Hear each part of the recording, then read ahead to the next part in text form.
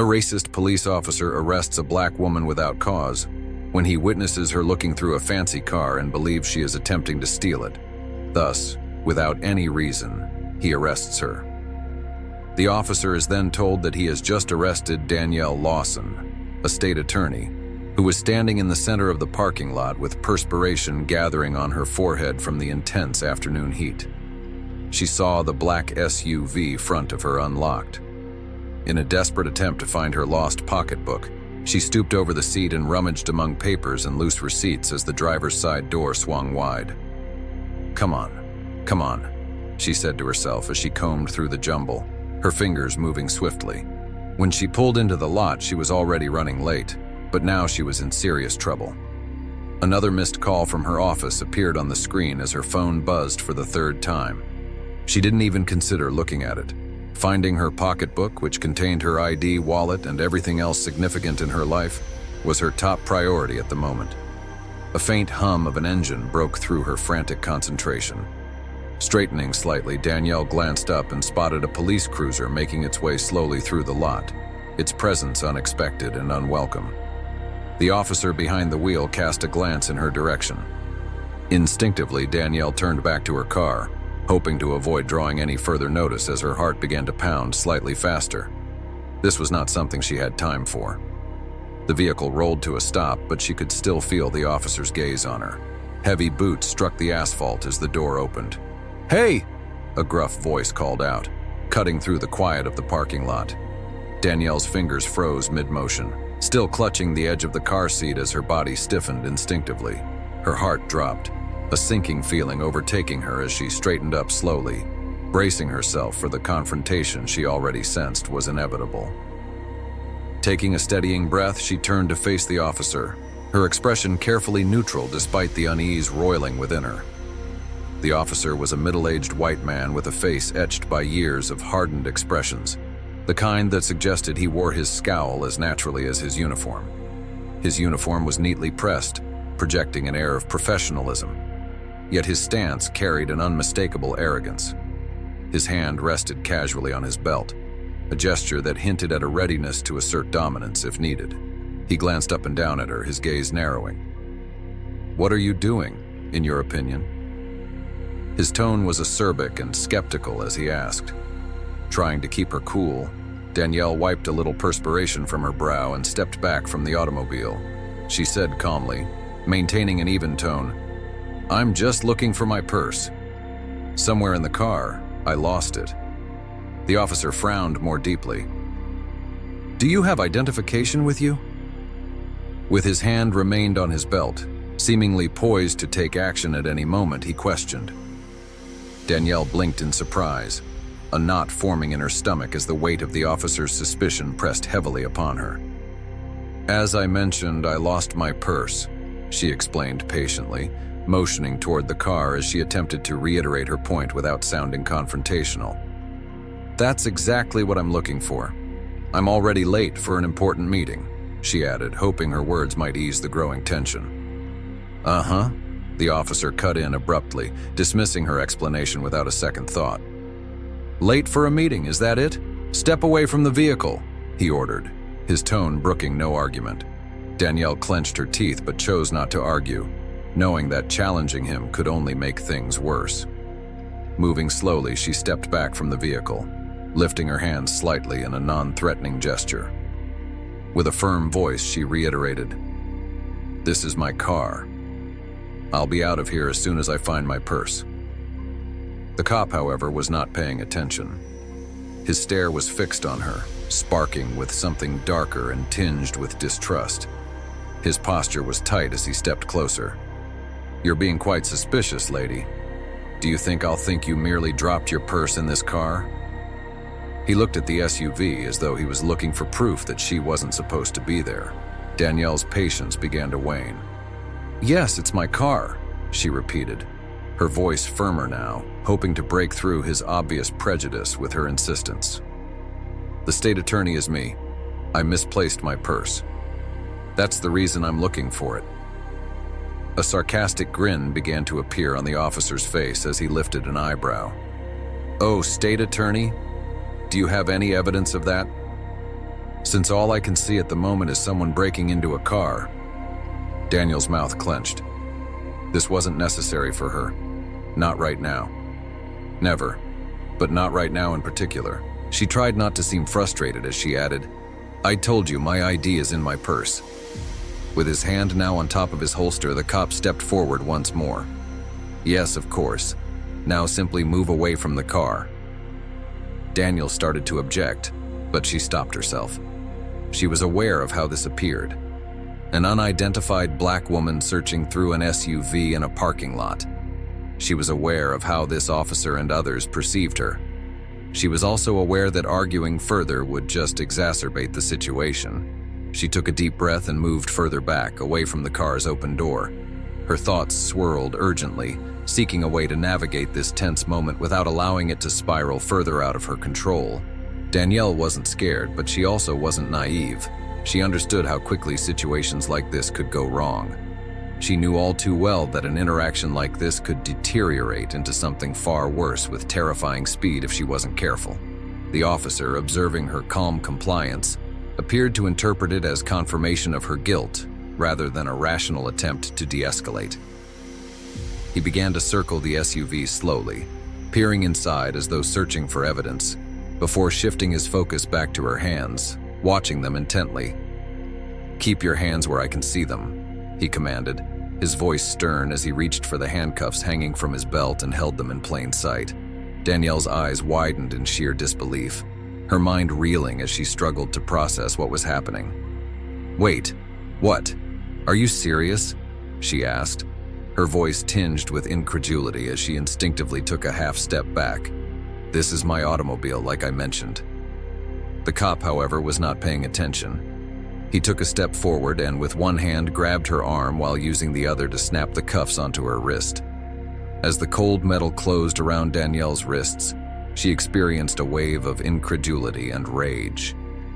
"You're under arrest," the officer stated flatly, his tone devoid of any empathy. "For suspicion of vehicle theft," he added, as though the declaration were justified by nothing more than his suspicions. Danielle was incredulous. She was the one being treated like a criminal, even if her purse was in that car somewhere. A mixture of fury and frustration rose in her breast as she took one final glance at her automobile as he escorted her to the patrol car. She clenched her jaw, a resolute thought rising above her emotions. This wasn't over. Not now, and certainly not ever. Danielle found herself sitting in the cramped back seat of the police cruiser, her wrists still secured uncomfortably behind her back, the tight handcuffs biting into her skin. The seat beneath her was rigid and unforgiving, and the lingering odor of stale coffee in the enclosed space only heightened her sense of discomfort. She rested her head against the cool headrest, her thoughts racing uncontrollably as she tried to process the events that had just unfolded. This wasn't how her carefully planned day was meant to play out. Everything had gone horribly, inexplicably wrong.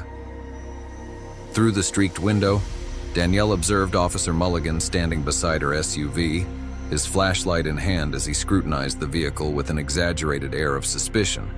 Despite the bright afternoon sun rendering the flashlight unnecessary, the intense suspicion etched into his expression remained steadfast, if not more pronounced.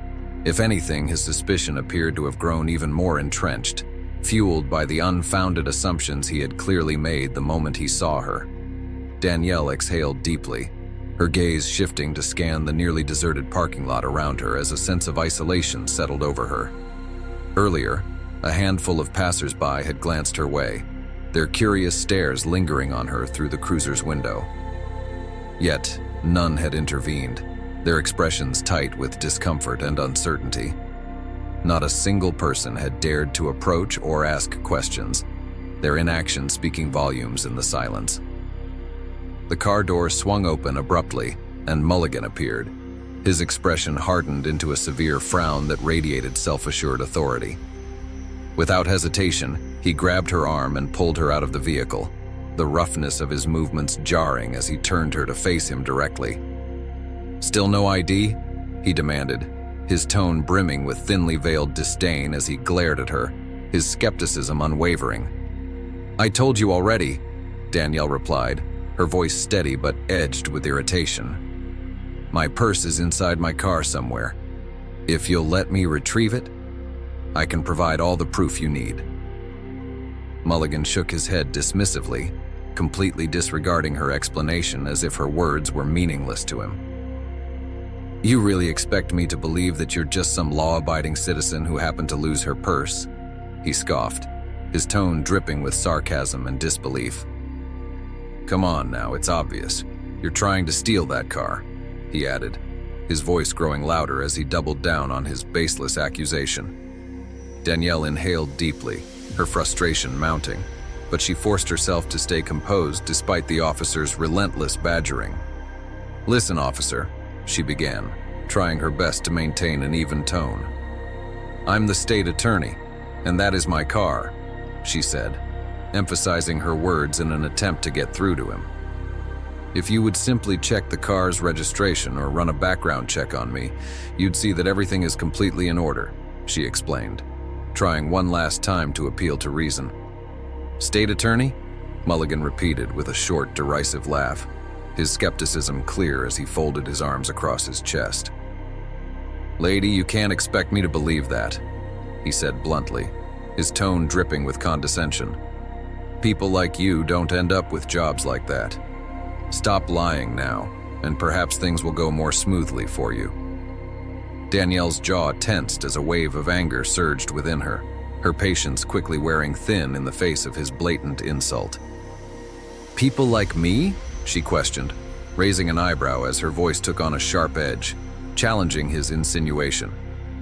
"And just what exactly do you mean by that?" she pressed, her words deliberate as she stared him down.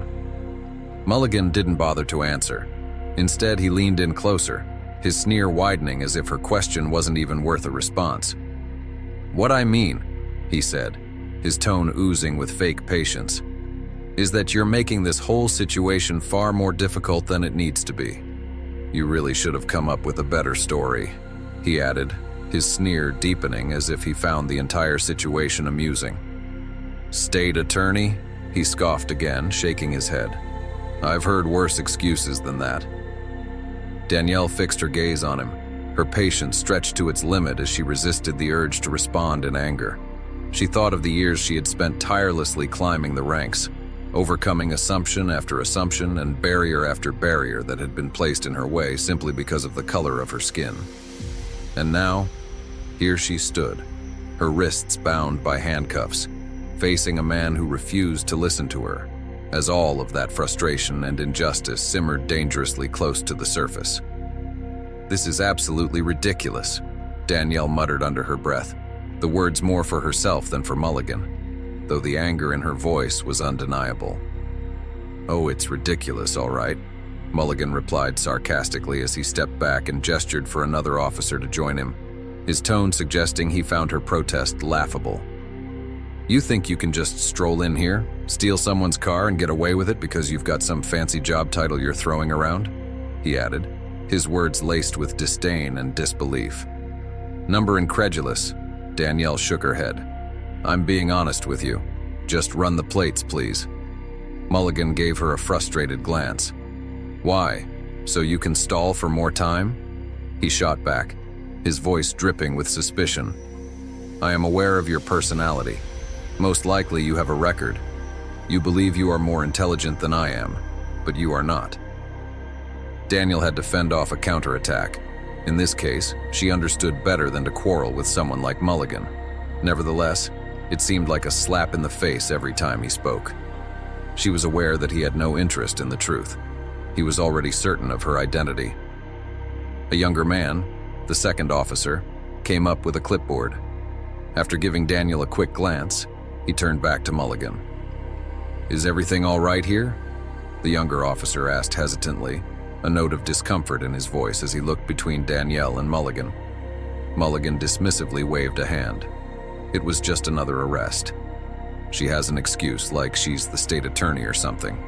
However, she lacks her ID, so I'm charging her with attempted auto theft. The cold metal of the handcuffs dug into Danielle's flesh as she clenched her fists behind her back. She was shocked that this was taking place. Her voice was stern as she repeated, "You haven't even checked the plates." Mulligan glared at her, He stated in a low, menacing voice, "You can stop talking now, or I'll make sure you regret it." Danielle suppressed her want to speak by biting her lip. She was aware that this was not the moment to press him more. Instead of speaking, she stayed silent, watching as Mulligan and the younger officer exchanged words, their voices low but their dismissive attitudes unmistakable. Each passing second felt like a slap in the face, a deliberate decision to disregard her identity and humanity, reducing her to nothing more than a presumed criminal in their eyes.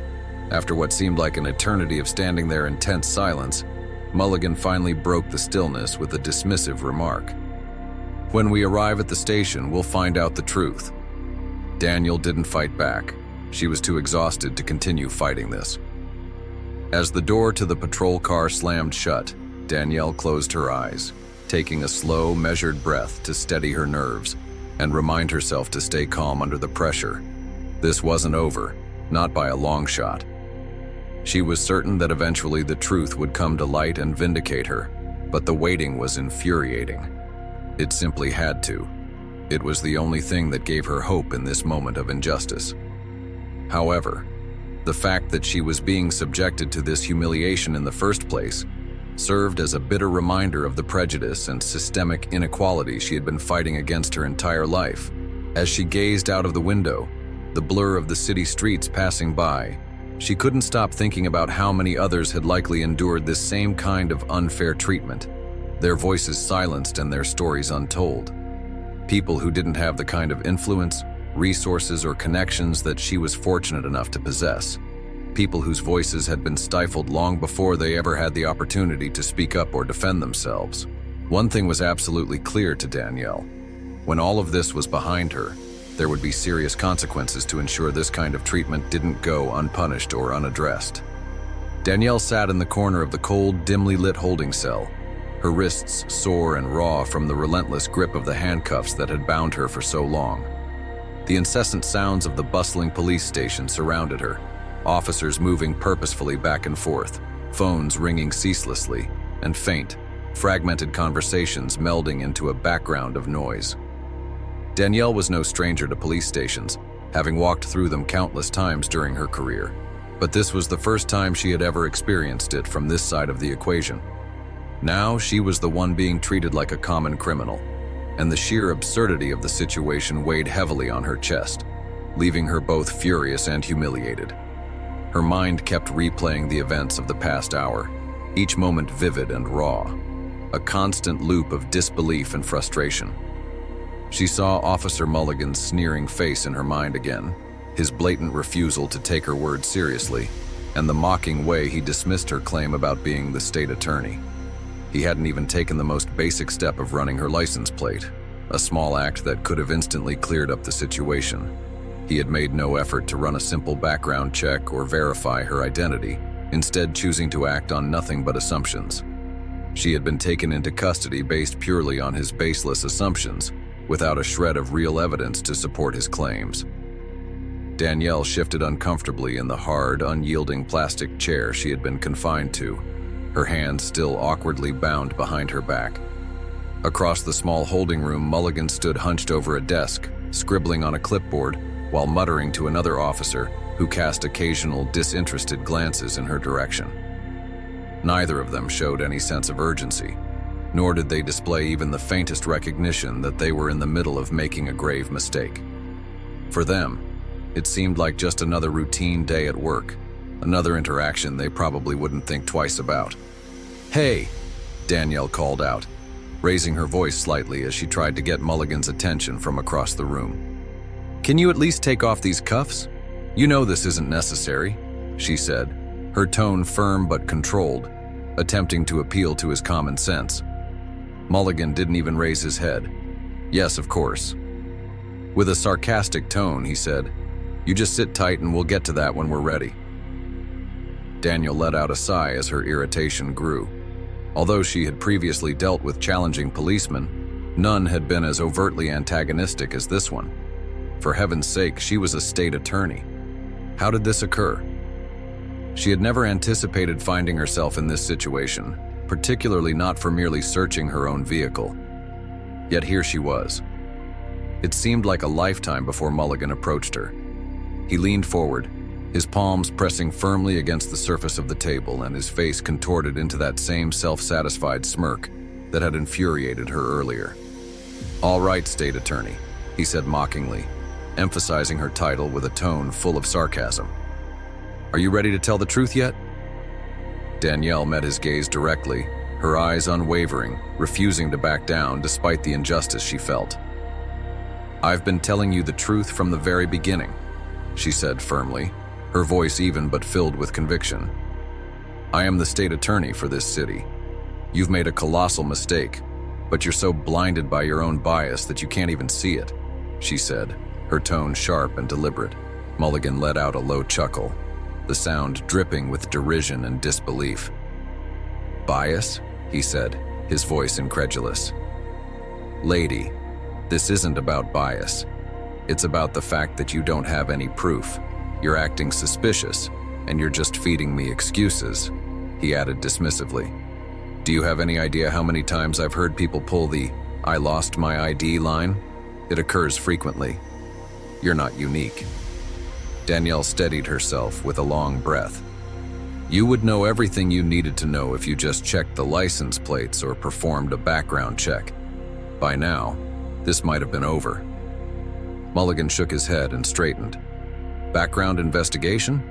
Plates? No. You have no right to dictate how I should carry out my duties. Criminals like you always believe you know better.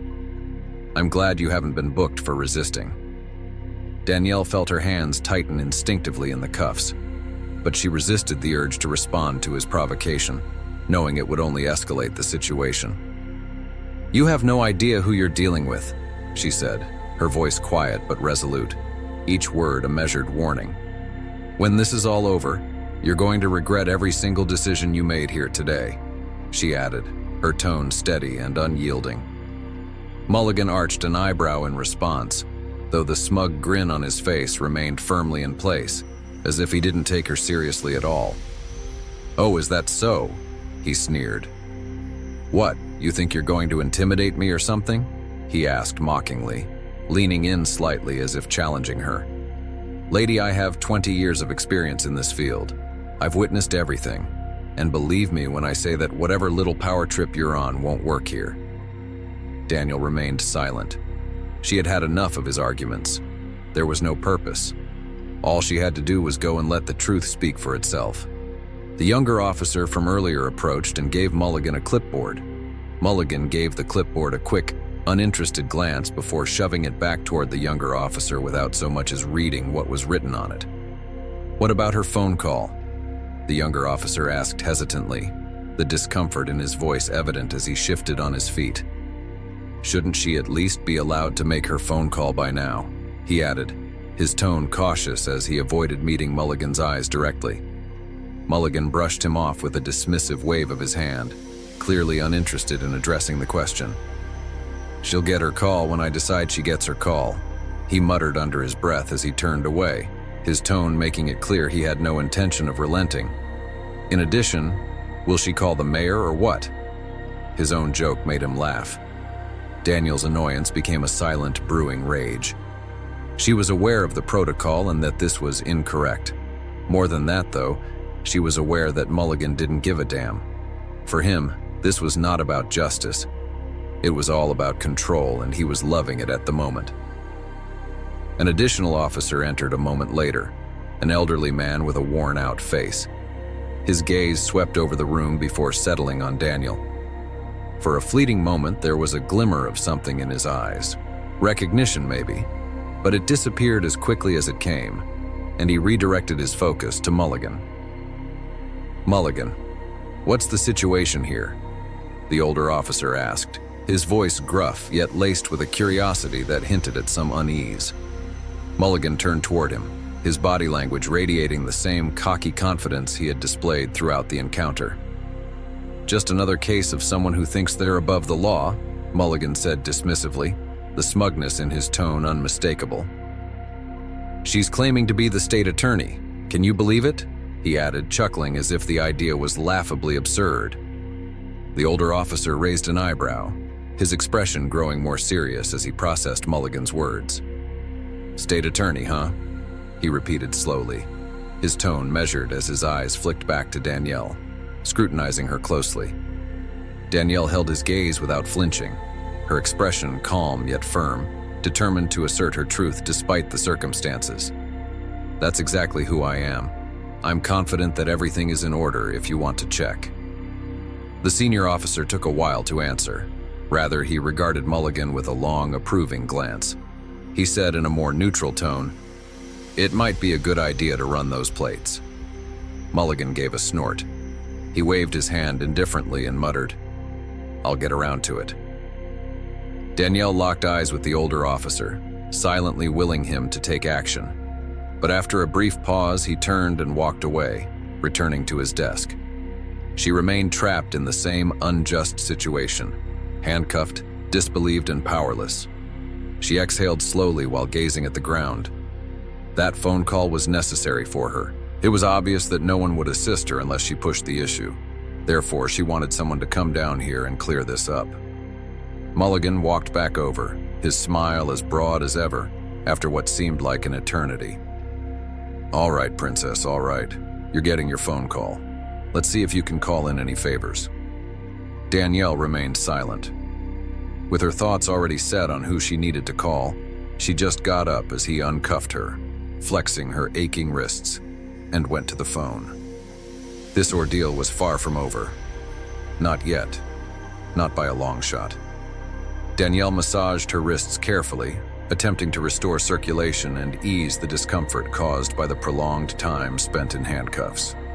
The phone sat on a small, scratched metal desk just a few steps away, its presence oddly out of place in the starkness of the holding area. It was an outdated landline phone, the kind she hadn't used in years. Yet at this moment it was her only lifeline, a chance to reach someone who could help. Danielle strode toward the phone with her back held straight, her steps deliberate, and her outward demeanor composed, even as anger churned fiercely within her. Mulligan propped himself against the wall near the doorway, his arms crossed confidently as he watched her with that same infuriating smirk, his demeanor making it clear that he found her predicament entertaining. "Make it quick," he said sharply. "Wouldn't want you wasting any more of our valuable time," he added with a sneer, clearly relishing his perceived upper hand. Danielle paid him no attention. She grabbed the telephone and punched in the number she was familiar with. The line rang once, then a second time, before a familiar voice came through the receiver, instantly grounding her in a sense of relief and urgency. "Mark Edwards," the voice announced crisply, the no-nonsense tone unmistakable.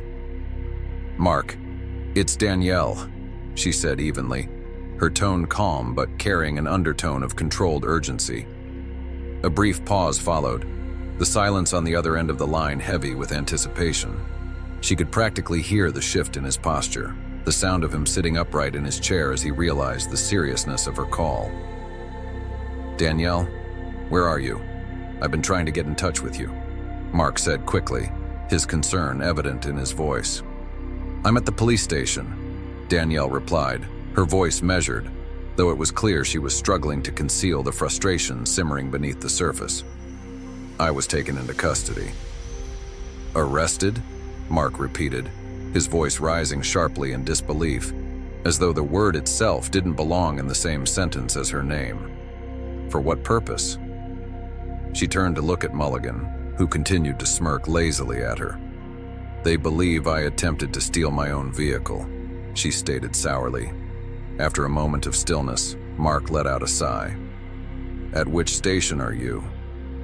With her gaze fixed on Mulligan, Danielle responded, "Central Precinct. And you have to get down here right away." "Quickly," Mark said. "I'm on my way. Keep your mouth shut. I'll take care of it." Danielle ended the call, her grip on the receiver tightening briefly as she steadied herself before carefully setting it back down on the desk. Turning around, she found Mulligan watching her intently, one eyebrow arched in apparent curiosity or mockery. "So, who's coming to rescue you?" Mulligan asked, his voice thick with condescension, as if her efforts to defend herself were futile in his eyes. "Your lawyer?" he added, the sneer on his face deepening. Danielle pressed her lips into a tight, thin line, resisting the urge to respond to his baiting words. "Yes," she replied flatly, her tone unwavering and resolute. Mulligan's eyes narrowed as he pulled himself from the wall and stepped toward her. "You have a genuine attitude for someone in your role, you know. A phone call would be appreciated by most people, but not by you. You believe that you are unique, don't you?" Danielle's demeanor was unreadable as she stared him in the eye. She said, "I don't think I'm special. However, I do believe you're mistaken." Mulligan shook his head and laughed. Sure, he said, his voice heavy with sarcasm. "I'll believe that when I see it," he added with a dismissive wave of his hand. Without waiting for her response, he turned on his heel and walked out of the room, leaving Danielle standing there in silence, her frustration mounting. She inhaled deeply before settling into the chair and attempting to relax. Though she was relieved that Mark was on his way, this was far from finished. They had collaborated on numerous cases, and he wasn't simply a lawyer, he was among the greatest. She had entire faith in him, and he knew how to deal with such situations. It still infuriated me that it had come to this at all. She surveyed the cramped, dull space, the fluorescent lights illuminating everything with a harsh glow, and the walls painted an unappealing gray. The room seemed purposefully designed to strip people of their sense of power and dignity, but Danielle resolved not to let it diminish her strength or resolve. Danielle reminded herself that she had spent years fighting for justice in rooms just like this one. She wasn't about to let one arrogant, prejudiced officer shake her resolve or break her spirit. Time seemed to crawl by, each second feeling like an eternity as Danielle remained seated, her patience wearing thin with every tick of the clock. Every so often the door creaked open, and other officers would pass by, casting fleeting glances in her direction, their expressions a mix of curiosity and indifference, but none of them said a word to her. Not a single officer made the effort to verify her identity or run a simple background check, leaving her to sit there in a frustrating limbo. It felt as though they were perfectly fine letting her sit there for hours, treating her like just another anonymous, faceless individual swallowed up by the flawed system. At last, after what seemed like an agonizingly long wait, the door swung open, and Mark Edwards stepped inside, his presence instantly commanding attention. Mark's tall, lean figure stood in the doorway, his tailored gray suit and polished appearance creating a stark and almost surreal contrast against the drab, dingy room. He surveyed the room with a tense, measured look, his jaw clenched in controlled anger before his gaze locked onto Danielle, his expression softening slightly when their eyes met. "Danielle," he said quietly, his voice calm but edged with concern. "Are you all right?" Danielle gave a brief nod, rising from her seat as Mark's reassuring presence steadied her nerves. "I'm fine," she replied firmly, "but this needs to be dealt with immediately." Mark faced the cop who had trailed him inside. "I want to talk to the person in charge right now." The officer, who was younger than Mulligan, shifted uneasily and turned to face the corridor. He muttered, I'll get someone," and then swiftly vanished. Mark's expression hardened as he turned back to Daniel. "Incredibly so. Not even your ID was checked." "No," Daniel answered in a strained voice. "I was arrested without undergoing any sort of background investigation. Simply accepted me on the basis of Mulligan's presumptions." Mark's jaw tightened, and his fists curled at his sides, a visible display of his barely restrained anger. "This behavior is absolutely unacceptable," he said, his voice firm and cutting. "Don't say another word," he instructed, his tone brooking no argument. "I'll handle this from here," he assured her confidently. The wait for a response was brief. Officer Mulligan stepped back into the room, his usually cocky demeanor faltering just slightly at the sight of Mark standing protectively beside Danielle. He hesitated for a moment in the doorway, giving Mark a quick but assessing look.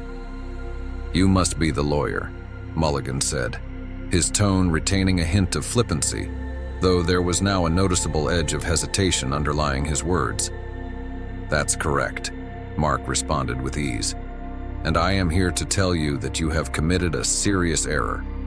You violated the state attorney's rights, arrested her without reason, and neglected to do even the most basic checks. I'm here to make sure that this is fixed right away." Mulligan paused, then immediately regained his smirk. "Oh, state attorney?" He tried to seem confident as he continued. "That's the story she's been sticking to." Mark stepped closer, his eyes hard and unyielding. "It's not a story, it's a verifiable fact," he said sharply. "And if you fail to take this matter seriously, you'll find yourself facing a lawsuit so swift and severe it'll make your head spin," he warned, his voice dangerously calm. Mulligan's expression shifted, his features growing visibly darker and more intense. "Are you seriously telling me that she's really who you say she is?" "Yes," Mark interrupted sharply, his voice slicing through the tense atmosphere like the edge of a blade. "She's the state attorney for this city, and let me be clear, you've made an enormous and unforgivable mistake." For the very first time since this ordeal had begun, Danielle noticed the faintest trace of doubt beginning to appear on Mulligan's face. He shifted uncomfortably on his feet, his eyes darting between Danielle and Mark, a clear sign of his uncertainty about what step to take next. Well, maybe if she'd just said something about that earlier, Mulligan started to argue, but Mark wasn't about to let him finish. "She did tell you," Mark snapped with frustration. "And the truth is, you didn't listen to her. Now you're going to make this right, or I'm taking this matter directly to the police chief without hesitation." Mulligan's confidence was rapidly slipping away, leaving him looking visibly shaken. He stood there motionless for a few seconds, muttered something inaudible under his breath, and then abruptly turned and stormed out of the room in frustration. Danielle kept her gaze on him as he left, her anger still bubbling just below the surface, waiting to erupt. She turned her focus to Mark, her face showing a mix of gratitude and lingering tension. "Thank you," she murmured softly, her voice almost a whisper. Mark nodded in response, his previously stern expression softening just a little. "This situation is far from resolved. Let's ensure they release you the right way first, and then we'll handle everything else that comes after." Danielle eased herself back into her chair, fully aware that the complete truth would soon surface for everyone to see. But she was equally certain that this was merely the starting point of what was to come. The harm had already been inflicted, and consequences were inevitable, though not the ones Mulligan had likely anticipated. Danielle remained seated in the stark interrogation room, her hands lying flat on the cold, metallic surface of the table. The room seemed even colder now, with its sterile and unwelcoming atmosphere bearing down on her, though her frustration was gradually ebbing away. She trusted that Mark was handling everything, and she felt confident that this entire situation would soon come apart at the seams. The door creaked open and Officer Mulligan stepped inside, his usual cocky swagger noticeably subdued. He avoided making direct eye contact with Danielle as he moved to the corner of the room and leaned against the wall with his arms firmly crossed. The trademark smirk he often wore seemed less assured this time, though it was clear he was making an effort to maintain it. Moments later, Mark stepped into the room, followed immediately by the precinct's police sergeant, a tall, broad-shouldered man with graying hair and an expression that spoke of weariness. The sergeant entered the room exuding authority, his sharp eyes quickly surveying the space. He carried the appearance of someone who had witnessed far too many scenarios like this one and who already knew without a doubt that something had gone terribly wrong. Danielle sat up straighter as the sergeant's gaze briefly settled on her and then shifted to Mark. He cleared his throat before speaking to the room in a tone that was both firm and authoritative. "All right, let's figure out exactly what happened here," he began. "I've been made aware that there's been a significant misunderstanding, Ms. Lawson. You were detained on suspicion of vehicle theft. Is that accurate?" "Yes," Danielle confirmed, her voice steady and composed. "But I've already explained several times that I am the state attorney for this city, and the vehicle in question belongs to me." Officer Mulligan flatly refused to check my identification or verify any of the information I provided. The sergeant turned his attention to Mulligan, his face taking on a much sterner expression. "Mulligan, is that an accurate account? Are you telling me you didn't even check her ID?" Mulligan shifted uneasily where he stood but continued to hold a defensive stance. "She claimed she didn't have her ID on her. She told me she had lost her purse. I simply followed standard protocol given the circumstances." Mark stepped closer, speaking in a voice that was both steady and authoritative. "You absolutely did not follow proper protocol, Officer Mulligan. You neglected to run the plates on her vehicle. You completely failed to carry out any kind of basic background check. You outright ignored every single piece of information she gave you, including the crucial fact that she's the state attorney. Instead of acting responsibly, you chose to profile her and unnecessarily escalate a situation that never required it." Mulligan's jaw tightened, and his face flushed a deep red. She didn't have any proof on her at the time. "I can't simply take someone's word for it. We encounter liars on a daily basis." The sergeant raised a hand to stop Mulligan from speaking further, his expression growing even more serious. "That's quite enough. Whether or not she had identification on her at the time is not the point. It's the way you've handled things since the beginning. Did you use any other methods to confirm her identification, or did you not?" Mulligan averted his gaze, obviously uneasy. "No," he whispered. Danielle observed the interaction carefully, her frustration bubbling just beneath the surface of her otherwise composed demeanor. She had made every effort to reason with Mulligan, offering him numerous opportunities to verify her details, but he had blatantly disregarded her. At last, someone was confronting him about his actions and holding him accountable. Mark moved another step closer, his voice growing a bit louder and more forceful. "Even when I showed up, you continued to deny and disregard who she was without hesitation. You persisted in ridiculing her and completely ignored the explanation I provided to you. Your behavior goes far beyond mere negligence, Officer Mulligan. You are outright reckless in your actions." The sergeant's gaze sharpened as he glared at Mulligan, who stood stiffly with his arms crossed and his expression becoming more defensive by the second. The sergeant spoke firmly, telling him, "You really need to understand how to manage situations like these the right way. This is not a matter of trying to catch individuals in fabricated stories or deceit. It is about executing your duties diligently and with proper care. That is precisely what you failed to do. And because of that, we have unjustly detained the state attorney on completely false charges." Mulligan's expression twisted into a scowl, but it was impossible to ignore the noticeable shift in the room's atmosphere. It was evident to everyone present that he had lost control of the situation entirely. "I was just doing my job," he muttered, his tone much softer now as his earlier confidence waned. At last, Danielle broke her silence, her voice carrying a cold and deliberate tone. "No, you weren't. Your power was being abused. You judged me without any proof after seeing me. You didn't think someone like me could have a job like mine, so you disregarded anything I said." Anger flashed across Mulligan's face as his eyes met hers, but he said nothing. With a groan, the sergeant turned back to Daniel.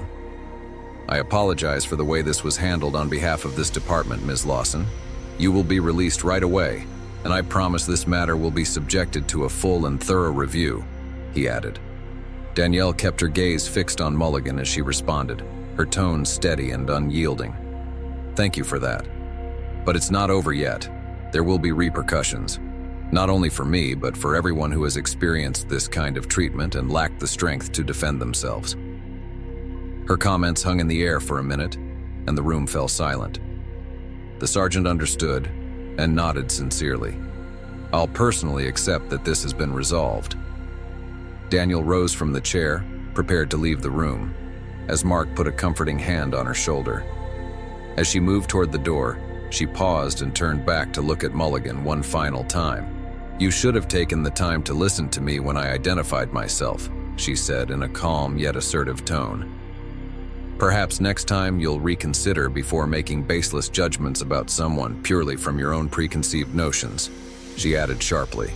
Mulligan remained silent, though his jaw tensed and his fists balled up tightly at his sides.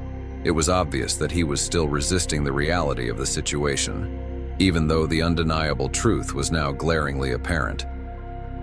Danielle exited the room with Mark walking beside her, feeling a detached sense of satisfaction knowing that, at least for now, justice was within her grasp. However, she was keenly aware that this moment was not the conclusion of the fight. There were much larger struggles awaiting her, and this was merely the starting point of a long road ahead. The following morning, Danielle returned to the police station, stepping into the familiar environment with a renewed sense of purpose and determination. But today was not like the day before. This time, she was not entering as someone under suspicion or as a victim seeking justice. She arrived in her capacity as the state attorney, resolute in her mission to make certain that Officer Mulligan would be held accountable for his actions. Although the troubling events of the day prior lingered heavily in her thoughts, she had set them aside, directing her energy toward the important steps that lay ahead. When she entered the meeting room, her eyes fell on Chief David Hernandez, who was seated at the head of the table waiting for her arrival. He was a tall, serious-looking man, exuding stoicism, with his salt and pepper hair neatly combed back and a stern expression on his face. Officer Mulligan sat off to one side, his posture rigid and filled with visible tension. When she walked in, Mulligan briefly glanced up, his face revealing a fleeting moment of unease before he masked it with the same hardened look he had maintained the previous day. However, this time his demeanor lacked the confident edge it had carried before. Danielle gave a sharp, formal nod to Chief Hernandez before taking her seat directly across from Mulligan. The atmosphere in the room was heavy with tension, but Danielle remained composed and completely in control of herself. She was fully aware of what had to be addressed, and she had no intention of letting Mulligan avoid accountability. Chief Hernandez cleared his throat and started to speak, his voice steady yet tinged with an underlying sense of exhaustion. "You persisted in ridiculing her and completely ignored the explanation I provided to you. Your behavior goes far beyond mere negligence, Officer Mulligan. You are outright reckless in your actions." The sergeant's gaze sharpened as he glared at Mulligan, who stood stiffly with his arms crossed and his expression becoming more defensive by the second. The sergeant spoke firmly, telling him, "You really need to understand how to manage situations like these the right way. This is not a matter of trying to catch individuals in fabricated stories or deceit. It is about executing your duties diligently and with proper care. That is precisely what you failed to do. And because of that, we have unjustly detained the state attorney on completely false charges." Mulligan's expression twisted into a scowl, but it was impossible to ignore the noticeable shift in the room's atmosphere. It was evident to everyone present that he had lost control of the situation entirely. "I was just doing my job," he muttered, his tone much softer now as his earlier confidence waned. At last, Danielle broke her silence, her voice carrying a cold and deliberate tone. "No, you weren't. Your power was being abused. You judged me without any proof after seeing me. You didn't think someone like me could have a job like mine, so you disregarded anything I said." Anger flashed across Mulligan's face as his eyes met hers, but he said nothing. With a groan, the sergeant turned back to Danielle. "I apologize for the way this was handled on behalf of this department, Ms. Lawson. You will be released right away, and I promise this matter will be subjected to a full and thorough review," he added. Danielle kept her gaze fixed on Mulligan as she responded, her tone steady and unyielding. "Thank you for that. But it's not over yet. There will be repercussions, not only for me, but for everyone who has experienced this kind of treatment and lacked the strength to defend themselves." Her comments hung in the air for a minute, and the room fell silent. The sergeant understood and nodded sincerely. "I'll personally accept that this has been resolved." Danielle rose from the chair, prepared to leave the room, as Mark put a comforting hand on her shoulder. As she moved toward the door, she paused and turned back to look at Mulligan one final time. "You should have taken the time to listen to me when I identified myself," she said in a calm yet assertive tone. "Perhaps next time you'll reconsider before making baseless judgments about someone purely from your own preconceived notions," she added sharply. Mulligan remained silent, though his jaw tensed, and his fists balled up tightly at his sides. It was obvious that he was still resisting the reality of the situation, even though the undeniable truth was now glaringly apparent. Danielle exited the room with Mark walking beside her, feeling a detached sense of satisfaction knowing that, at least for now, justice was within her grasp. However, she was keenly aware that this moment was not the conclusion of the fight. There were much larger struggles awaiting her, and this was merely the starting point of a long road ahead. The following morning, Danielle returned to the police station, stepping into the familiar environment with a renewed sense of purpose and determination. But today was not like the day before. This time, she was not entering as someone under suspicion or as a victim seeking justice. She arrived in her capacity as the state attorney, resolute in her mission to make certain that Officer Mulligan would be held accountable for his actions. Although the troubling events of the day prior lingered heavily in her thoughts, she had set them aside, directing her energy toward the important steps that lay ahead. When she entered the meeting room, her eyes fell on Chief David Hernandez, who was seated at the head of the table waiting for her arrival. He was a tall, serious-looking man, exuding stoicism, with his salt and pepper hair neatly combed back and a stern expression on his face. Officer Mulligan sat off to one side, his posture rigid and filled with visible tension. When she walked in, Mulligan briefly glanced up, his face revealing a fleeting moment of unease before he masked it with the same hardened look he had maintained the previous day.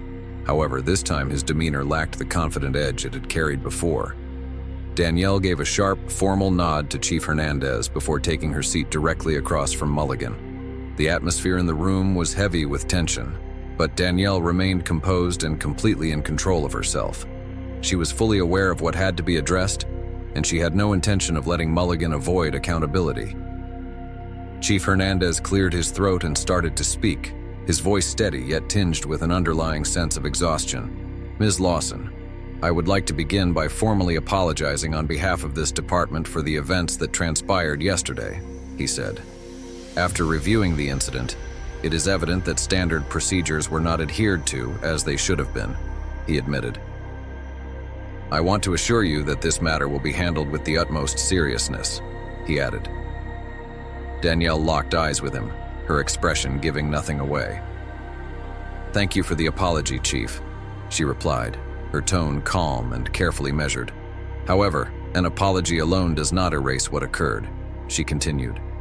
"Your officer engaged in racial profiling, neglected to confirm my identity through proper methods, and escalated the situation without any justification," she stated firmly. Mulligan squirmed slightly in his chair, his jaw clenched tightly. He kept his gaze fixed straight ahead, avoiding Danielle's eyes, though his discomfort was clear from his rigid posture. Chief Hernandez cast a brief glance at Mulligan before resuming his remarks. "I completely understand, and I concur that Officer Mulligan's behavior was absolutely unacceptable," Hernandez said with emphasis. "For that reason, we are putting him on leave without pay while a thorough investigation is conducted," he explained. Danielle nodded deliberately, her gaze remaining steadily fixed on Mulligan. "That is a start," she acknowledged. "However, this issue extends far beyond what happened to me," she added. "This is about the countless others who have faced the same kind of treatment and lacked the power or platform to defend themselves," she said, her voice unwavering. "How many people have experienced this same circumstance without having a title like mine, or someone like Mark Edwards to contact to help them get out?" Mulligan fidgeted in his seat once more, his discomfort becoming increasingly visible. When he did speak, it was in a subdued, defensive tone. "You see, I had no idea who you were. Things would have turned out differently if I had known." Danielle's voice was stern, and she raised an eyebrow. "The issue is that, Officer Mulligan, people shouldn't be treated differently because of their identity. No matter where I stand, you need to have complied with protocol. However, you didn't. You assumed the worst when you spotted a black woman searching through a car. Evidently struggling to think of something to say, Mulligan opened his lips to speak but shut it again. A seething irritation that he was unable to voice in front of his superior replaced his normal swagger. Chief Hernandez interjected, his voice steady but firm. "Officer Mulligan, Your actions were entirely out of line, and this investigation will determine the appropriate consequences for them, he said authoritatively. You must realize how serious this issue is.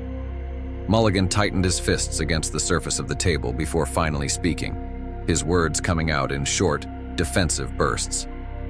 I made a decision in the moment based on what I observed, he said, attempting to justify his actions.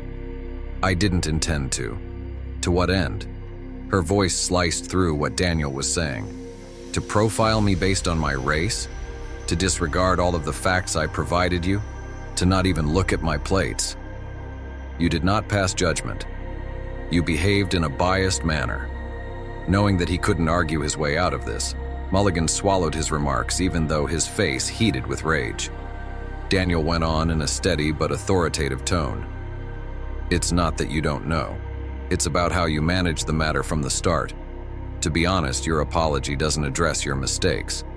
Now that you are aware of who I am, it is about attempting to defend yourself. Mulligan glanced down at the floor, his lips pressed into a tight, rigid line. He seemed prepared to argue once more, but Chief Hernandez cut in before he had the chance. Ms. Lawson is absolutely correct, Hernandez said, his voice carrying a firm and authoritative tone. This department cannot and will not tolerate behavior like yours, he stated unequivocally. This incident is not merely a one-off mistake, he emphasized. This reflects a larger, systemic issue that demands immediate and thorough attention, he added gravely. Danielle gave a small nod to acknowledge the chief's statement, but her unwavering focus stayed firmly fixed on Mulligan. You should feel genuine remorse for your actions, she said, her tone cold and unwavering.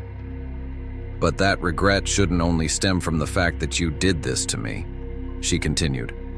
Mulligan shot her a quick glance, his expression tense with frustration he was clearly struggling to contain.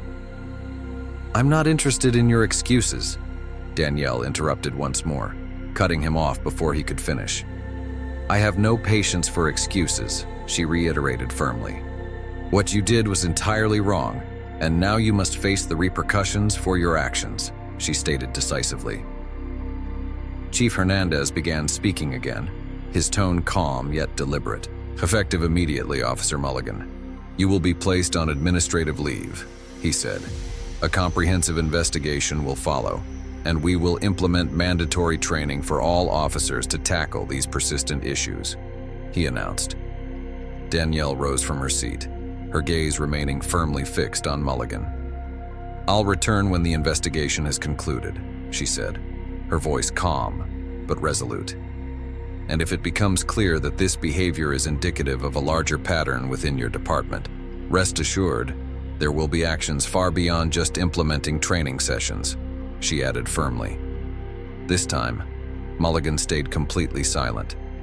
He simply gazed down at the table, his jaw tightening visibly. As Danielle made her way toward the door, Chief Hernandez rose from his chair and accompanied her. Thank you for bringing this issue to our attention, Ms. Lawson, he said sincerely.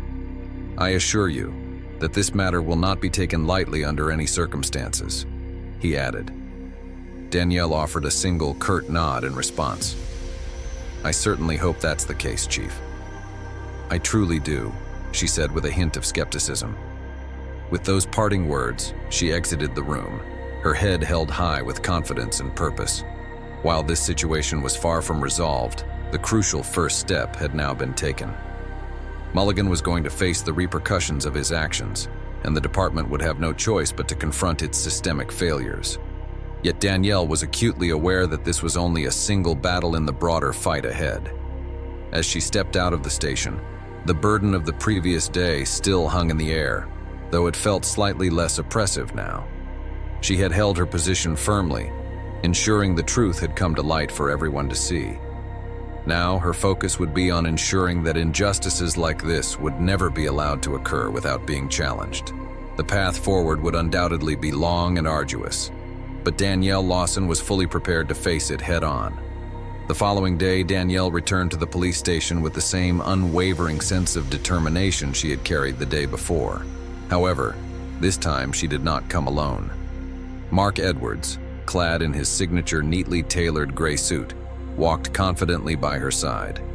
His presence served as a subtle yet potent reminder of the steadfast support she had behind her. Today's meeting involved Chief Hernandez and Mulligan once more, though the atmosphere felt even heavier and more charged. The investigation had progressed rapidly, and the stakes had significantly escalated since their last encounter. As they neared the door to the chief's office, Danielle felt the weight of tension settle on her shoulders, but her determination remained unshaken. She gave a single firm knock on the door before pushing it open with quiet authority.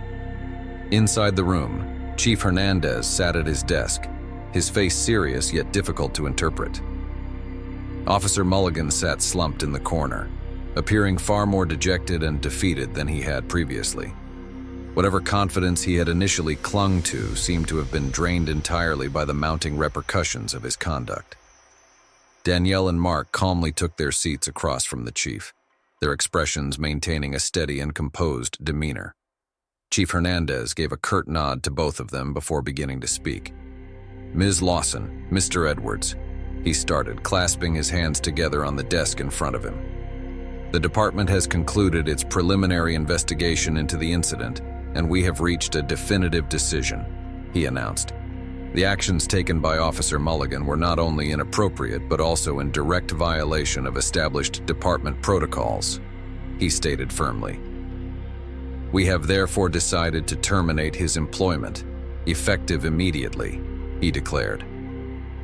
Mulligan's face hardened as his hands gripped the arms of his chair tightly, his lips thinning into a firm line, though he refrained from speaking. There was nothing he could say at this point that would alter the situation. Danielle cast a brief glance in Mulligan's direction before redirecting her full attention back to the chief. "I do appreciate the fact that the department has treated this matter with the seriousness it deserves," she said, her tone calm and measured. "However, removing Officer Mulligan from his position, while absolutely necessary, does not go far enough to tackle the larger problem at hand," she added. Chief Hernandez nodded slowly, acknowledging her point. "I agree with you," he said.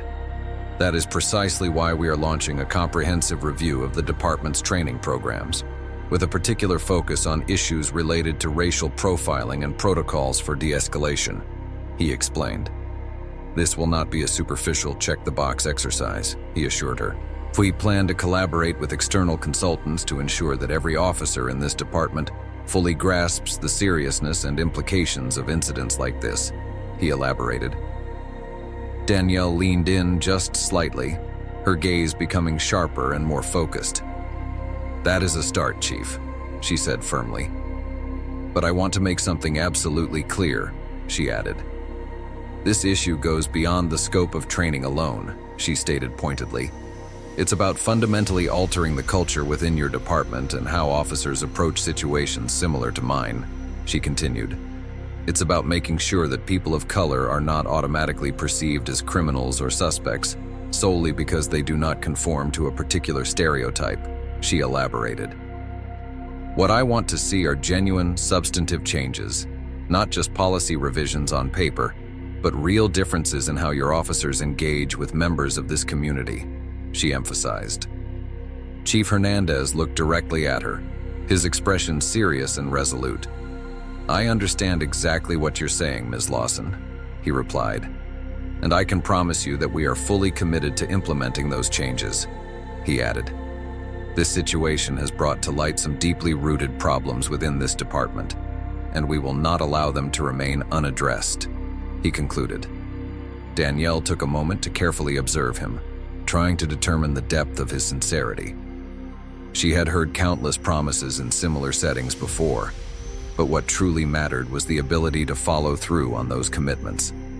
What she needed now was action, not more hollow words. Danielle was focused on tangible, meaningful steps forward. Mark cleared his throat softly, interrupting the short silence that had settled in the room. "We will be monitoring the department's progress very closely," he said in his usual smooth and composed tone.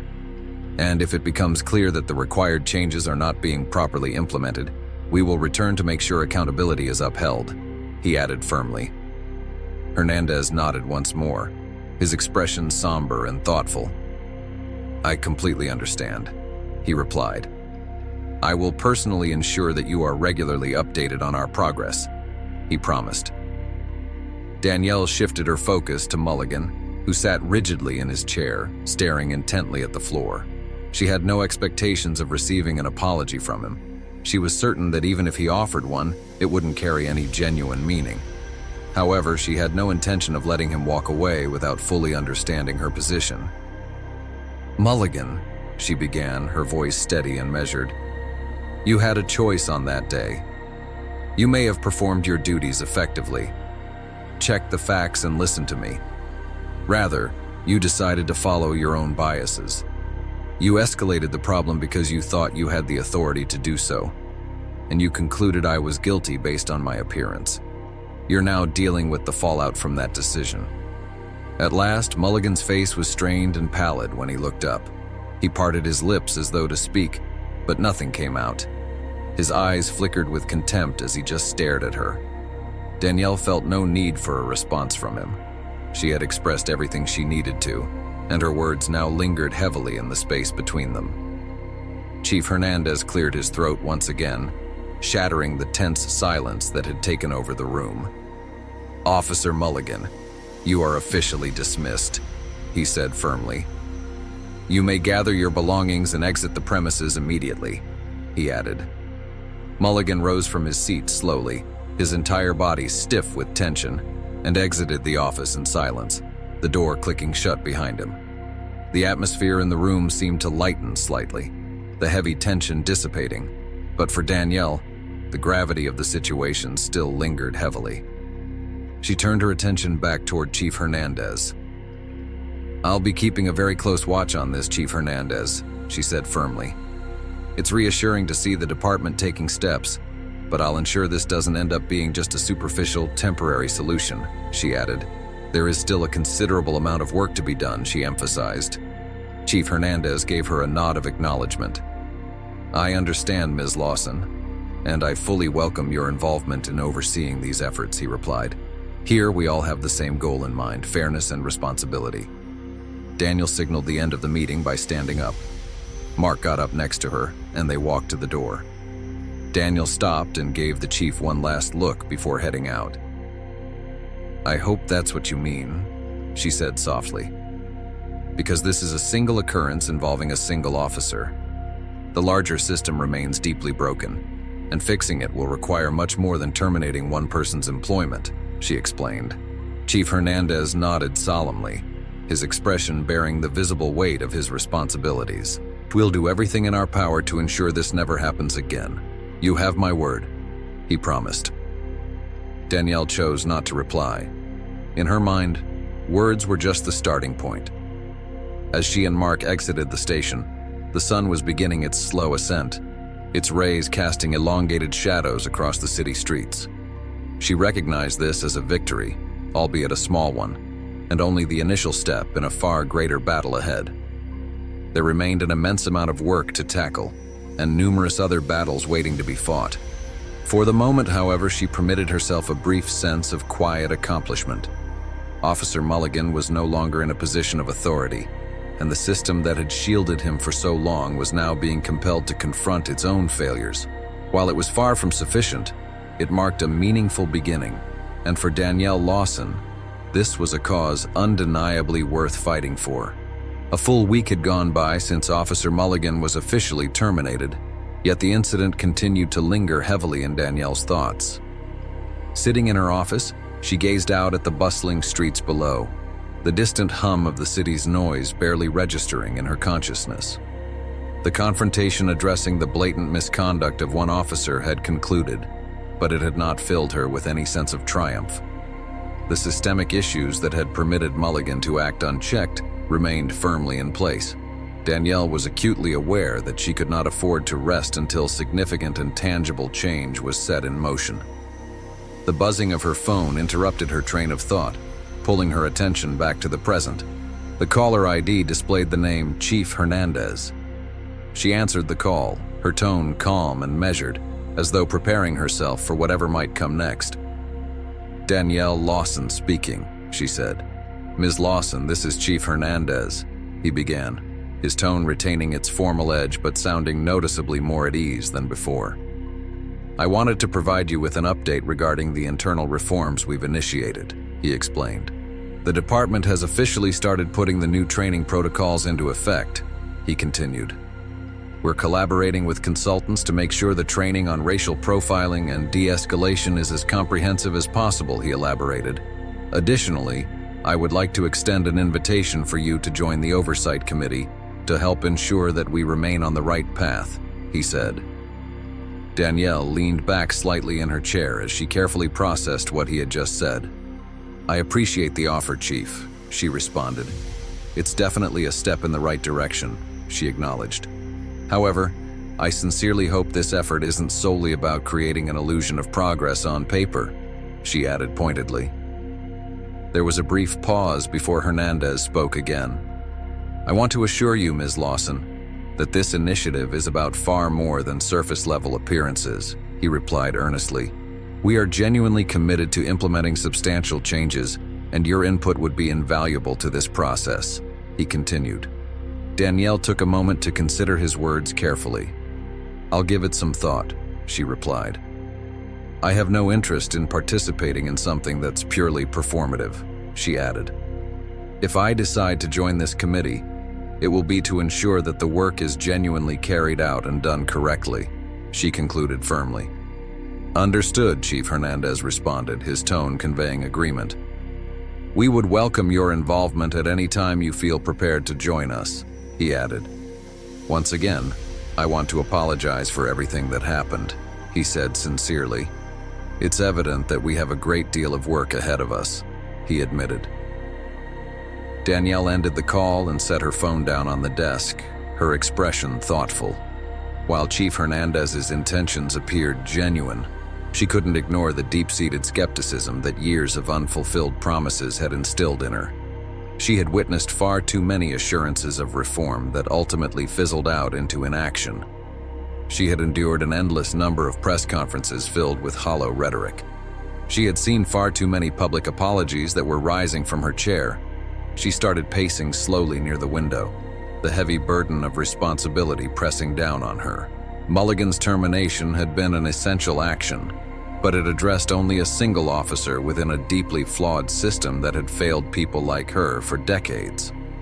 Her mind turned to the countless individuals who had endured similar injustices, but lacked the authority or resources to stand up for themselves. Her thoughts then shifted to the community forums she had recently begun to organize. Though small in scale at the moment, word about them was spreading, and more individuals were starting to come forward to share their own experiences of mistreatment. It had become unmistakably clear that Mulligan's behavior was far from an isolated incident. He was merely a symptom of a much larger systemic issue, and that was where the true fight needed to be focused. A sudden knock at her office door interrupted her train of thought, bringing her back to the present.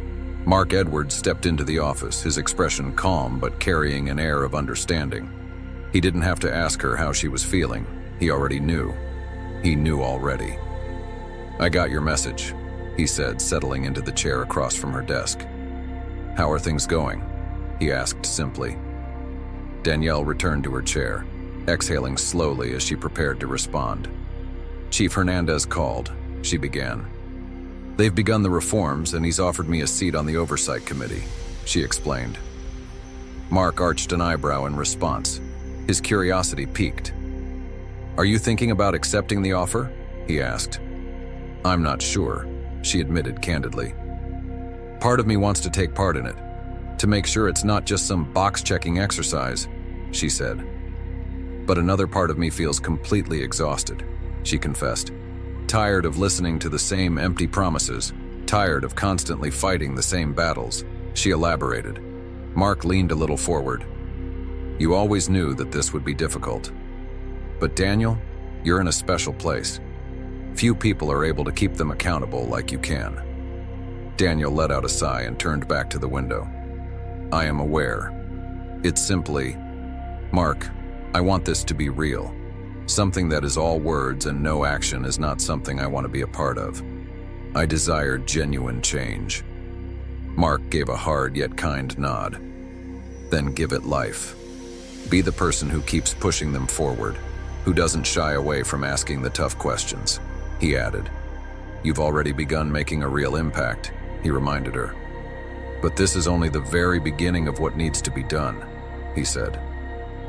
Danielle sat in reflective silence for a moment, her thoughts drifting to the community forums and the powerful, often painful stories she had heard from people who had been silenced for far too long. I've been working on organizing community forums, she finally said, breaking the silence. People are beginning to step forward and share their experiences, she continued. I'm hearing stories that closely resemble what I went through, she explained. But most of these people don't have the platform or resources that I'm fortunate to have, she added. If I decide to accept the seat on the committee, I want to make sure I bring those voices along with me, she declared. It's the only way to ensure this fight is about more than just my own experience, she stated with conviction. Mark gave her a faint but encouraging smile. Then do it, he said simply. If there's anyone who can amplify those voices and make them heard, it's you, he said with certainty. Danielle nodded slowly, a renewed sense of clarity and determination settling over her. She knew she couldn't allow her exhaustion to dictate her decisions or hold her back. There were far too many individuals counting on her, even if they weren't yet aware of it. The fight she was engaged in was much bigger than any single officer or isolated incident. This was a battle to break down the deeply entrenched biases and systemic failures that had been allowed to thrive for generations. Danielle reached for her phone and began typing out a message addressed to Chief Hernandez. I've decided to accept the seat on the committee, but let me make one thing absolutely clear, she wrote. I'm bringing the voices of the community with me, and we won't settle for half-hearted measures, she added with conviction. After sending the message, she felt a renewed and powerful sense of purpose flood over her. The path ahead would undoubtedly be arduous, but Danielle had never been one to back down from hard work or challenges. Mark rose from his chair, clearly noticing the change in her energy and demeanor. You're making the right choice, Danielle, he said reassuringly. And I'll be right here by your side, supporting you every step of the way, he added with certainty. She looked up at him, her expression softening with gratitude for his unwavering support. Thank you, Mark. I'm going to need every bit of help I can get, she said earnestly. Once Mark had left the office, Danielle remained at her desk, her thoughts now sharper and more focused than before. The modest victories achieved in the past week were undeniably significant, but they served merely as the foundation for the much larger and more critical work that lay ahead. She knew that the systemic issues she faced would not be resolved overnight. However, brick by brick, case by case, she was resolute in her mission to dismantle the barriers that had kept countless people marginalized and silenced for so long. Danielle leaned back in her chair, allowing her mind to settle on the monumental work that still lay ahead. She had taken the crucial first step, and there was no possibility or desire to turn back now. The battle for justice and genuine accountability was still far from being won. Yet Danielle Lawson was fully prepared for the challenges to come. As the day gave way to evening, a quiet sense of satisfaction settled over her, knowing that progress was finally underway, allowing her to feel a rare moment of relief. She had stood against the system and was now firmly positioned as a driving force for its transformation. For the first time in what felt like an eternity, the notion of justice felt less like an unattainable ideal and more like something genuinely within her grasp.